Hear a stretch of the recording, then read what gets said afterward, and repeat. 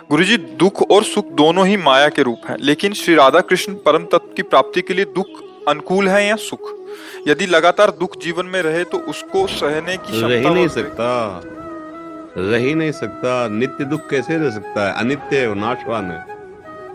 ये आगमा पाइनो है भगवान के वचन, ये आने जाने वाले। कभी एक जैसी स्थिति हो ही नहीं सकती कि दुखद स्थिति पूरे जीवन दुखद स्थिति, सुखद स्थिति पूरे जीवन से, ऐसा हो ही नहीं सकता। क्योंकि अनित्य परिवर्तनशील नाशवान आगमा पाइनो है, आने जाने वाला, कैसे टिक सकता है? तो हो ही नहीं सकता। कैसे हो सकता है?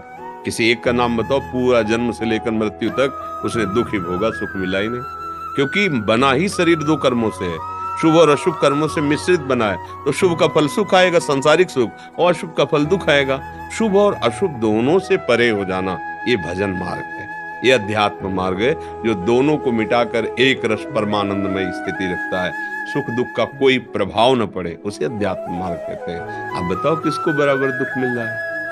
जो भगवान से विमुख है उसकी सोच में दुख रहता है। बाहर से सुख और दुख का क्रम बदलता रहता। जैसे कह दो अगर दिन ही दिन रहे तो फिर, अगर रात ही रात, हो ही नहीं सकता, हो ही नहीं सकता। प्रकृति का नियम है, ये पद्धति है, परिवर्तन एक जैसे नहीं रह सकते। तुम रहे क्या एक जैसे? कभी बच्चे थे, फिर नौ किशोर हुए, फिर जवान हुए, बूढ़े हो गए, मर जाओगे। हम सबकी एक गति हो रही। कभी दाढ़ी मुछ नहीं थी, एक बार दाढ़ी मुछ हुई, एकदम काली हुई, फिर सफेद हुई, फिर झड़ जाएगी, फिर मर जाएगा। परिवर्तन है, परिवर्तनशील। कोई एक जैसा कुछ भी बताओ, क्या एक जैसा है? कोई चीज रख दो, कुछ मत करो, देखते रहो उसको, वो धीरे धीरे नाश को प्राप्त हो जाएगी। कोई वस्तु, कोई।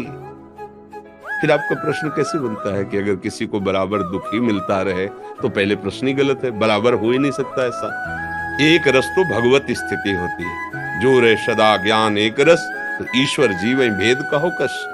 जो तो भगवान का स्वरूप हो गया, जो एक रस है, वो परमानंद आनंद में। बाहर से दुख सुख आते जाते रहते हैं, वो परमानंद में रहता है। अरे आप तो गृहस्थ हैं, महात्माओं के शरीर में प्रगट में एक जैसा नहीं स्थिति रहती। कभी भयानक रोग स्थिति, कभी बड़ी आनंदमय स्थिति, कभी अपमान मिलता है, कभी सम्मान मिलता है। ये परिस्थिति परिवर्तन, जो परिस्थितियों से स्थिति में पहुंचता है, वो एक रस रहता है। स्थिति एक रस रहती है, परिस्थिति बदलती रहती है। आप समझ पा रहे?